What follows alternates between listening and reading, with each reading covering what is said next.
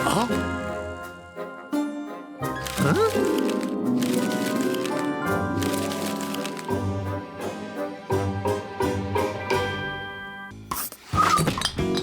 Huh? Ah. Huh? Huh? Wow!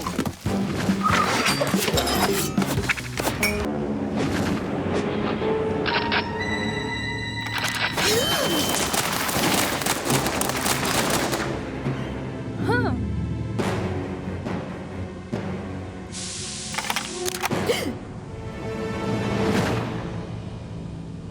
Well, for more on the current state of press freedom, we can speak to Thibaut Bruttin, the Director General of Reporters Without Borders. Good morning, and thank you so much for speaking with us today. Hi. Can you just start by telling us about these three cartoonists whose work we just saw?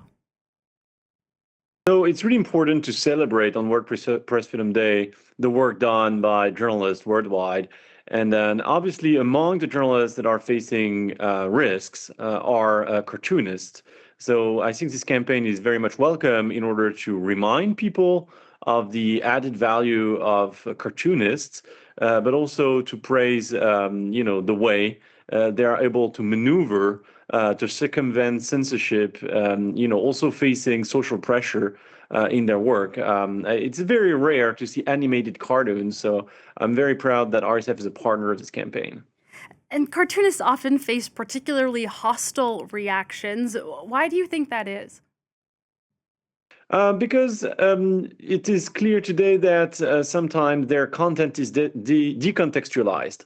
It is running around social media without being part of, the actual news proposal that is part of. I mean, cartoonists are working in the framework mostly of newspapers, magazines, and their images circulating online lacks, I would say, the context that makes them more relevant and makes them more acceptable. But also we have to put the emphasis on the fact that cartoonists are here to provide images and content that are not necessarily satisfactory to everyone. That's I would say the beauty of the game. Yeah, they often sort of show also the kind of underlying things that journalists aren't always allowed to say. You mentioned that it's rare to see animated cartoons like this. They're wonderful. How has the broader decline of printed newspapers impacted the world's cartoonists? So we have seen lots of editors in chief and publishers, closing down the section dedicated to cartoons worldwide. So cartoonists are weakened in their ability to continue doing their work, not only because they're lacking space. There's a shrinking space for cartoonists, but also there is less and less money and jobs for cartoonists. So these are some of the bravest journalists, and we really owe them support. RSF is very happy to have been able to voice concern, but also concretely help the relocation of many cartoonists worldwide. And Cartooning for Peace as an organization is really stimulating, I would say, solidarity towards cartoonists, and it's more than welcome. And in one of the cartoons we saw, it looks like the cartoonist is getting ready to draw US President Donald Trump before he starts getting things thrown at him. The US is one of the countries that saw a decline in press freedom last year. To what extent is that because of Donald Trump's return to office? So I'd say Donald Trump is both accelerating some issues that we had seen, in the United States in the past, but he's also, I would say, a consequence of a poor press freedom landscape in the U.S. Back in 2024, RSF listed the United States as a problematic country in terms of press freedom, and it has not moved up, since. It actually has gone down 7 ranks in this World Press Freedom Index. So the United States, I'd say, is paying the bill of a lack of stable economy for the media, of a strong polarization of the public, of a very rough series of public statements from officials, from Donald Trump, but also from, I'd say, mini Trumps across the United States, and also violence, which is physical violence towards reporters. We have listed about 170 incidents with ICE, with the immigration police in the United States, towards journalists. So there are lots of reasons to be concerned about the situation of press freedom in the US. Donald Trump has also been using the legal system to attack journalists, and I know that the overall kind of criminalization of journalism was one of the themes of this year's index. Can you talk more about that? Yeah, I mean, in the current world, we may have as citizens the feeling that there are like constitutional provisions to protect the press, that there are protection mechanisms to avoid journalists being arrested. But globally, what we see is that since September 11th, there is a weaponization of the legislation for national security, the legislation against foreign agents. Sometimes it's tax evasion laws that are used to circumvent press legislation. The United States is no exception to that, and we've seen repeatedly journalists being prosecuted based on national security laws. But also in the current context, Donald Trump is using anything he can to try and silence voices that he disagrees with. For example, the media regulation, the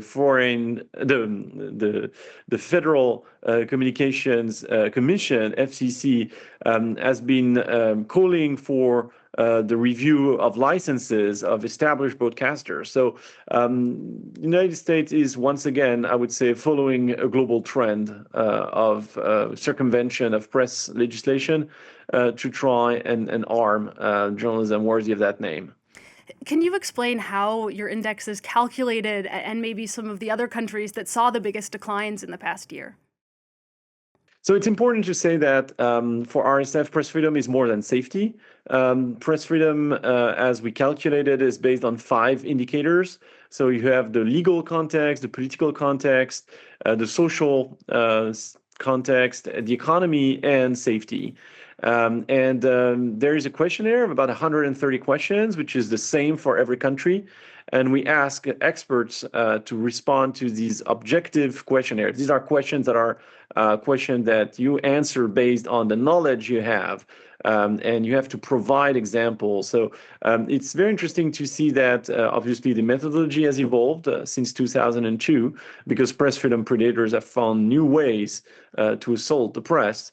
But it gives us a strong thermometer to try and establish the temperature, and the temperature is rising, no doubt. So it's a strong tool that is obviously disclosed on World Press Freedom Day, but which is also the basis of advocacy all year long. And speaking of new tools to attack the press, the rise of AI and the spread of fake news is becoming an increasing problem every year. Can you talk about how that impacts press freedom?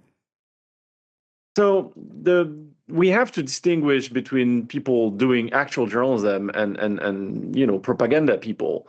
If we don't do that, we may land in a situation which is very awkward, where press freedom benefits, I would say, actors that are not compliant with the ethics and the ontology of the press.